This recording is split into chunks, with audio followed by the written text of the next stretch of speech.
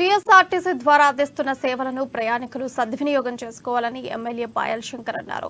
జైనత మండలం లక్ష్మీపూర్ గ్రామానికి ఆర్టీసీ ద్వారా బస్సు సౌకర్యాన్ని పునరుద్ధరించారు.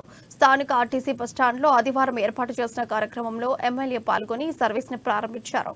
ముందుగా బస్సుకు ప్రత్యేక పూజలు నిర్వహించి జెండా ఊపి బస్సును ప్రారంభించారు. ప్రయాణికుల సౌకర్యార్థం ఆర్టీసీ కల్పిస్తున్న బస్సు సదుపాయాన్ని ఉపయోగించుకొని ఇబ్బందులు లేకుండా ప్రయాణం సాగించాలని, క్షేమంగా తమ గమ్య స్థానాలకు చేరుకోవాలని ఆయన సూచించారు.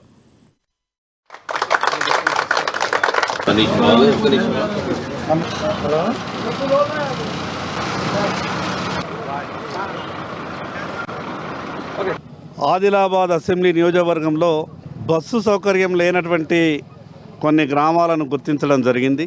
ఆయా గ్రామాల ప్రజల విజ్ఞప్తి మేరకు ఆర్టీసీ డిఎం గారితో అదేవిధంగా మిగతా సిబ్బందితో చర్చించిన తర్వాత కొన్ని గ్రామాలకు ఈరోజు బస్సులు ప్రారంభించడం, మరి అదేవిధంగా ఇంకా కొన్ని గ్రామాలకు బస్సులు ప్రారంభించాల్సినటువంటి అవసరం ఉన్నది.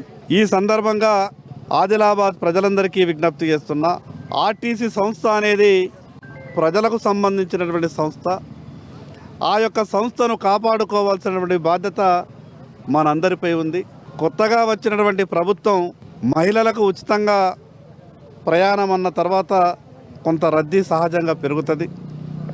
ఆ యొక్క రద్దీని దృష్టిలో ఉంచుకొని మిగతా బస్సుల అరేంజ్మెంట్స్ కూడా చేయవలసిందిగా వారికి నేను విజ్ఞప్తి చేస్తూ ఉన్నాను. మరి అదేవిధంగా ఈరోజు లక్ష్మీపూర్ గ్రామానికి బస్సు ప్రారంభించడం జరిగింది.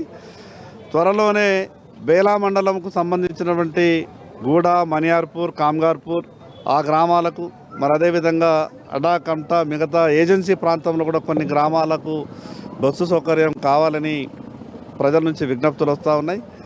విడతల వారీగా మిగతా గ్రామాలకు కూడా బస్సులు ప్రారంభించే విధంగా ప్రయత్నం చేస్తాం.